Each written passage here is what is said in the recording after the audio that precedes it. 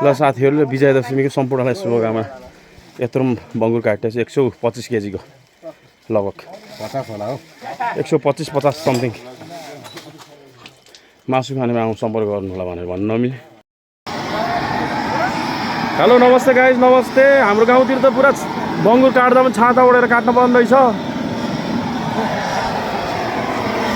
ल्याउनुहोस्, बङ्गुर काट्दा पनि छाता ओढेर काट्नु पर्ने रहेछ। ल्याउनुहोस्।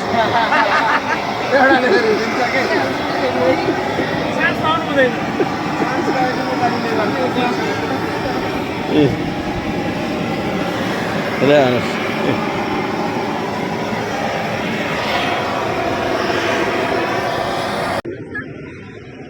रातो भएपछि के त भनेको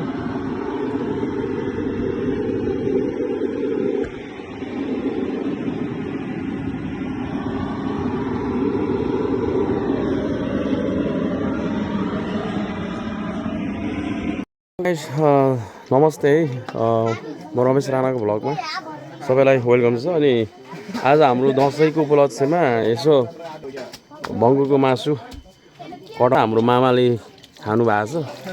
अनि हाम्रो भान्जाहरू निशान छोरो हाम्रो बा दुईजना भान्जीहरू अनि हाम्रो फुपूले भात निकाल्नु भएको छ।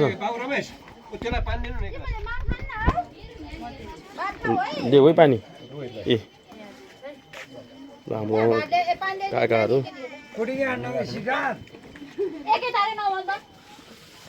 हाम्रो दाई ठुलमामा माल दाई अनि शिव भाइ अनि हाम्रो पुसाई हाम्रो शिखर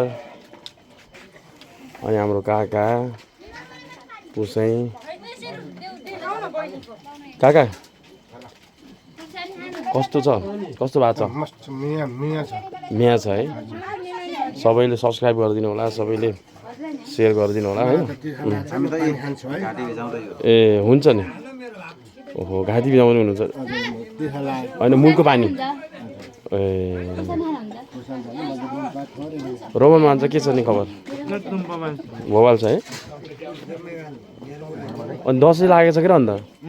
ए दसैँ लागेको छ भन्छ? के खानु भएको? ए चोचेको मासु। ए हजुरको हजुर पनि मगर हो?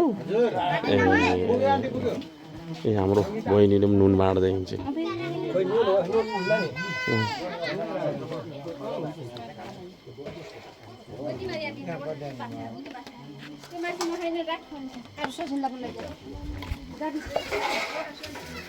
हेलो गाइस, मासु यसरी भाग लगाइन्छ। तो खाना सुरु गर्न रिटो खट्टे हाम्रो भान्सा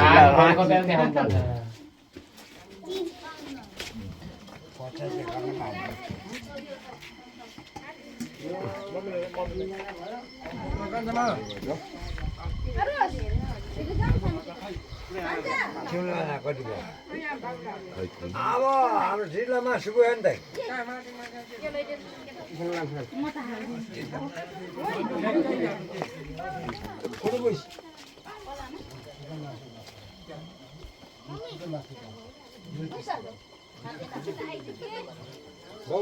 हजुर खाना खाइ हुन्छ त अनि हुन्छ। बसौँ बसौँ। हस् दाइ हस् हस्।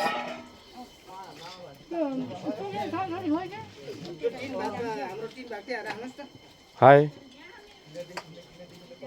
रमेशलाई दिएन कि हो? त्यसले लिएन।